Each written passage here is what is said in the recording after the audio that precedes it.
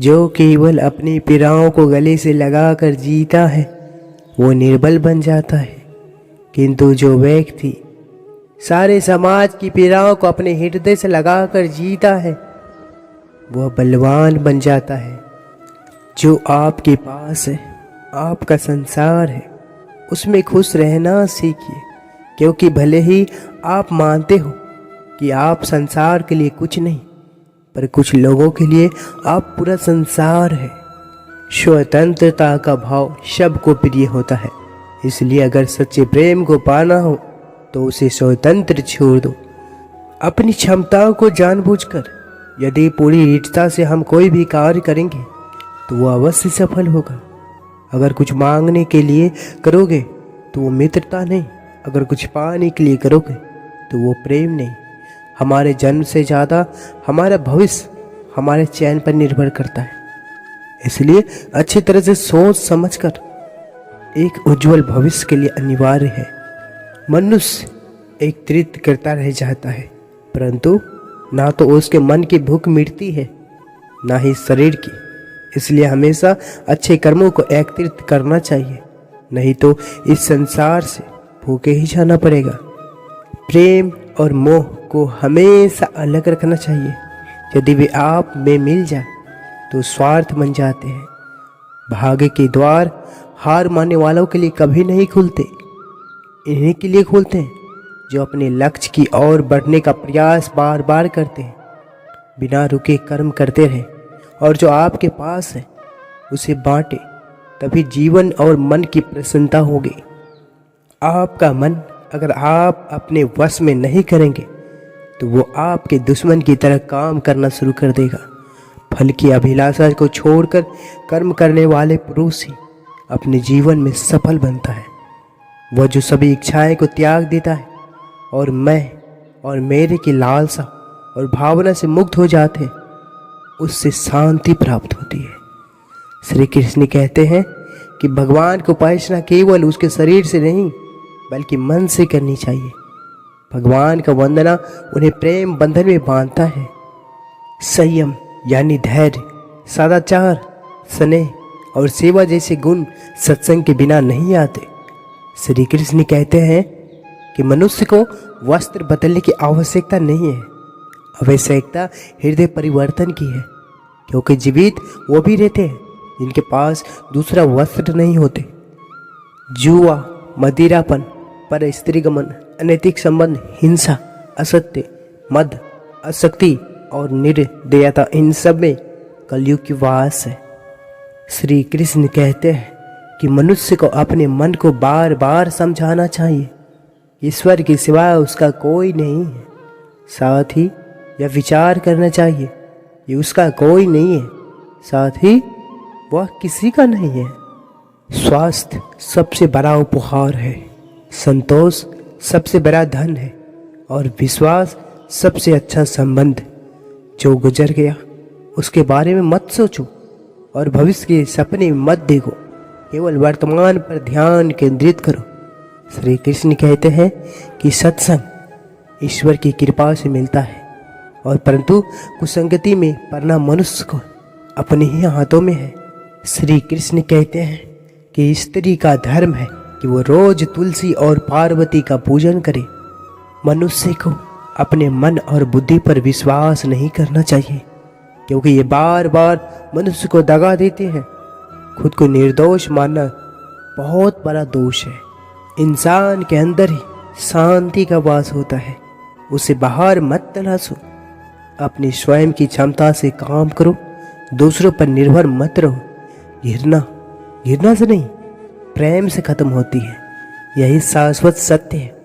अनुशासनहीन मन से अधिक उदंड और कुछ नहीं है और अनुशासित मन से अधिक आज्ञाकारी और कुछ नहीं है। हमें हमारे अलावा कोई और नहीं बचा सकता। हमें अपने रास्ते पर खुद चलना है। आप पूरे ब्रह्मांड में कहीं भी ऐसे व्यक्ति की खोज लें जो आपको आपसे ज़्यादा प्यार करता हो। आप पाएंगे कि जितना प्यार आप खुद से कर सकते हैं उतना कोई आपसे नहीं कर सकता। अपने शरीर को स्वस्थ रखना भी एक कर्तव्य है, अन्यथा आप अपने मन और सोच को अच्छा और साफ नहीं रख पाएंगे। तीन चीजें ज्यादा देर तक छुपी नहीं रह सकती, सूर्य, चंद्रमा और सत्य। जिस तरह एक मोमबत्ती की लौ से 1000 मोमबत्तियों को जलाया जा सकता है, फिर भी उसकी रोशनी कम नहीं होती, उसी तरह एक दूसरे से खुशियां बांटने से कभी खुशियां कम नहीं होती। हम अपनी सोच से ही निर्मित होते हैं। हम जैसा सोचते हैं वैसा ही बन जाते हैं। जब मन शुद्धता हो तो ये खुशियां परछाई की तरह आपके साथ चलती हैं। आपका मन ही सब कुछ है। आप जैसा सोचोगे वैसा बन जाएंगे। निष्क्रिय होना मृत्यु का एक छोटा रास्ता है। मेहनती होना अच्छे जीवन का रास्ता है। मूर्ख लोग निष्क्रिय होते हैं और बुद्धिमान लोग मेहनती। किसी परिवार को खुश, सुखी और स्वस्थ रखने के लिए सबसे जरूरी है अनुशासन और मन पर नियंत्रण। अगर कोई व्यक्ति अपने मन पर नियंत्रण कर ले तो उसे आत्मज्ञान का रास्ता मिल जाता है। क्रोध करना एक गर्म कोयले को दूसरे पर फेंकने के समान है, जो पहले आपका ही हाथ जलाएगा। हे वत्स, याद रखना, तुम्हें अपने क्रोध के लिए नहीं मगर क्रोध की वजह से दंड भुगतना पड़ेगा। हजारों लड़ाइयाँ जीतने से बेहतर है कि आप खुद को जीत लें। फिर वो जीत आपकी होगी जिससे कोई आपसे नहीं छीन सकता, ना कोई देवदूत और ना कोई राक्षस। हमारे वास्तविक जीवन की सबसे बड़ी विफलता है हमारा असत्यवादी होना। इसलिए जीवन में हमेशा मृदु, भाषी और सत्यवादी रहे। जिस तरह एक मोमबत्ती बिना आग के खुद से नहीं जल सकती, उसी तरह एक इंसान बिना आध्यात्मिक जीवन के जीवित नहीं रह सकता। हम जब बोलते हैं तो हमें अपने शब्दों को देखभाल के चुनना चाहिए कि सुनने वालों पर उसका क्या प्रभाव पड़ेगा, अच्छा या बुरा। आपको जो कुछ मिला उस पर घमंड ना करो और ना ही दूसरों से ईर्ष्या करो। घमंड और ईर्ष्या करने वाले लोगों को कभी भी मन की शांति नहीं मिलती। हजारों खोखले शब्दों से अच्छा है एक वो शब्द जो शांति लाए। ये मटकी देख रहे हैं आप, इसमें जल रखा जाता है। जल जो शुद्ध रहता है, शीतल रहता है, जल जो प्यास बुझाता है। जरा सोचिए, यदि इस मटकी की माटी ठीक ना हो, यदि इसे भली प्रकार से रौंदा ना गया हो, आकार देकर इसे अग्नि में ठीक से पकाया ना गया हो, तो क्या होगा? यही मन के साथ भी होता है, क्योंकि यदि प्रेम में जल है तो इसकी मटकी में मन, मंडूपी पात्र में यदि विश्वास की माटी ना हो, यदि आंसुओं से उसे भिगोया ना गया हो, समय रूपी कुम्हार ने उसे आकार ना दिया हो और परीक्षा की अग्नि में उसे पकाया गया ना हो, तो प्रेम मन में नहीं ठहर सकता। यदि प्रेम को पाना है तो हृदय पर काम करना होगा और मन से कहना होगा राधे राधे। हर किसी की जुबान पर बस एक ही प्रश्न रहता है, गीता का ज्ञान कब तथा किसने किसको सुनाया, किसने लिखा? तो इसका उत्तर है श्री भागवत गीता का ज्ञान श्री कृष्ण जी ने अर्जुन को सुनाया।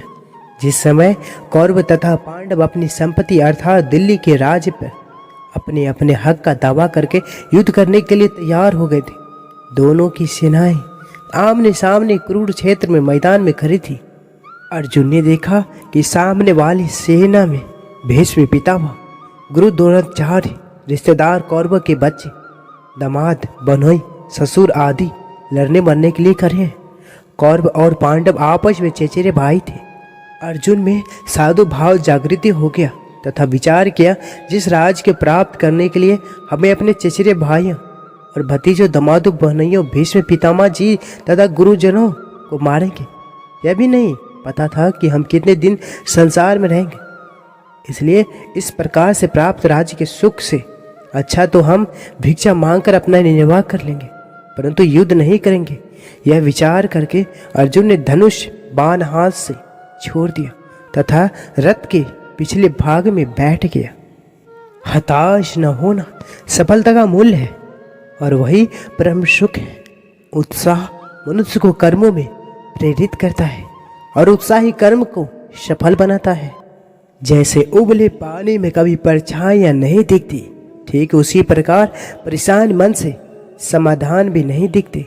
शांत होकर देखिए, सभी समस्याओं का हल मिल जाएगा। हमारा सलाहकार कौन है?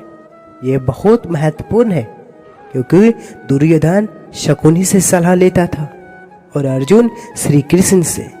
जीवन जीने के लिए मौन आवश्यक है, परंतु जब बात मर्यादा की हो तो शस्त्र उठाना अनिवार्य हो जाता है।